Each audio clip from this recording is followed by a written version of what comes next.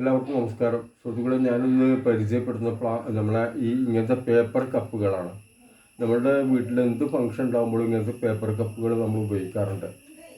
പക്ഷേ ഇതും തന്നെ അത്ര സേഫ്റ്റി ഒന്നുമല്ല. നമ്മൾ മനസ്സിലാക്കേണ്ടത് ഇത് ഉള്ളിൽ പ്ലാസ്റ്റിക്കിൻ്റെ ഒരു കോട്ടിങ് വരുന്നുണ്ട്. നല്ല ചൂടുള്ള ചായ ഇതിലൊഴിക്കുമ്പോൾ പിന്നെ നമ്മൾ അതിൽ ഒരു സമയം അധികം ഇരിക്കുമ്പോൾ ഇതിൽ ലയിക്കാൻ സാധ്യതയുണ്ട്. നല്ല ചൂടിലാണെങ്കിൽ ഏറെ പ്രശ്നമാണ്.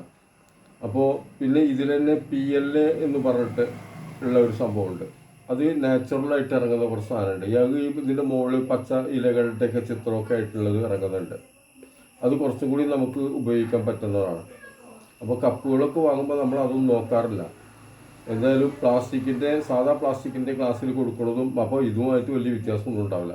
അപ്പോൾ നമ്മൾ ഈ PLA എന്ന് എഴുതിയ ബ്രാൻഡ് നോക്കിയിട്ട് വാങ്ങണം. ഓരോ കപ്പുകളും പ്ലാസ്റ്റിക് ബോട്ടിലുകളൊക്കെ തന്നെ ഇതിൻ്റെ അടിഭാഗത്ത് ഓരോന്നും ഒരിക്കൽ ഉപയോഗിക്കാൻ പറ്റുന്നതും 2 പ്രാവശ്യം ഉപയോഗിക്കാൻ പറ്റുന്നതും ചൂടുള്ളത് ഉപയോഗിക്കാൻ പറ്റുന്നതും തണുത്തത് ഉപയോഗിക്കാൻ പറ്റുന്ന ഈ രൂപത്തിൽ കപ്പുകൾ ഇറങ്ങുന്നുണ്ട്, ബോട്ടിലുകൾ ഇറങ്ങുന്നുണ്ട്.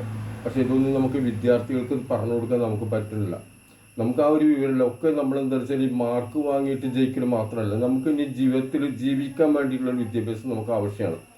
അതാണ് ഞാൻ ഈ വീഡിയോ ഇപ്പോൾ ഇങ്ങനെ ചെയ്യുന്നത്. നല്ലൊരു ശതമാനം ആളുകൾ നമ്മൾക്ക് ഉപയോഗിക്കുന്നതാണ് ഈ കപ്പുകൾ. അപ്പോൾ അതുകൊണ്ട് അങ്ങനത്തെ ബ്രാൻഡുകൾ നോക്കിയിട്ട് നിങ്ങൾ ഉപയോഗപ്പെടുത്തണമെന്നാണ് എനിക്ക് പറയാനുള്ളത്.